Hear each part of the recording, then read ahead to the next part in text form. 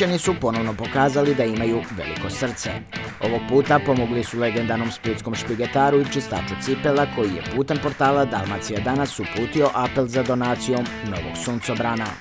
Papec je dobio novi suncobran, a trenutak njegove sreće zabilježile su kamere TV Dalmacije. I jednostavno htjela sam to, humana sam i bilo mi je žao čovjeka stvarno, znači preživljavanje za život i znači čak i ako nema uvjeta, znači znamo i kakvi su uvjeti sve i evo što je on naveo sve, tako da baš osjetila sam toliki žal i potrebu da mu pomognem i eto uspjela sam preko jednoga gospodina doći do suncobrana i to ćemo mu omogućiti. Suncobran je točno onakav kakvog je želio i već je dostupan za upotrebu. Pa evo šta je on rekao? Bijeli, da, ima, takav ima gospodin taj kojeg sam se ja kontaktirala s njime i eto, samo treba doći po njega i da ovo će konačno biti. Da.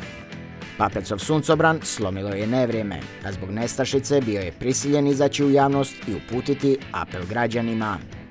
I sad mora gradsko poglavarstvo tako odlučilo, je li mora biti banak bijeli, mora biti suncobran bijeli. Propisi su propisi, moramo ih poštivati, to isto važi za mene i za cijeli grad, to nikakvih problema nema.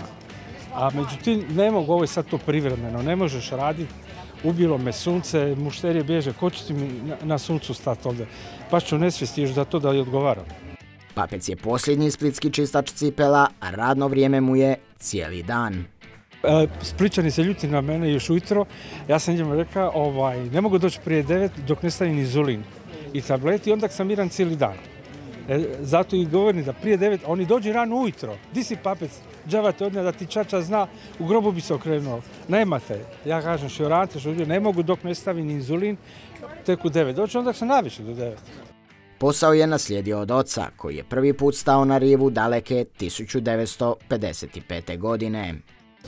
On je bio ovdje 50 godina, umro je prije 17 godina, ja sam na rivi 17 godina. I kad ja idem u raj, ako idem u raj, neće više niko biti.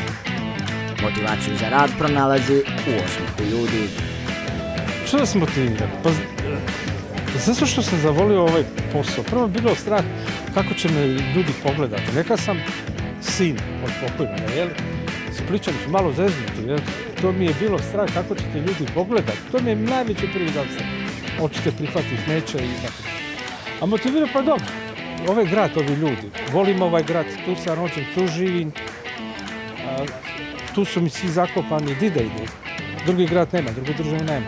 Tu sam, takav sam, vaš sam. Život na ulici donosi pregršt anegdota. Onda bi serija trajala 3 sata. Onda bi stvarno 3 sata trajala.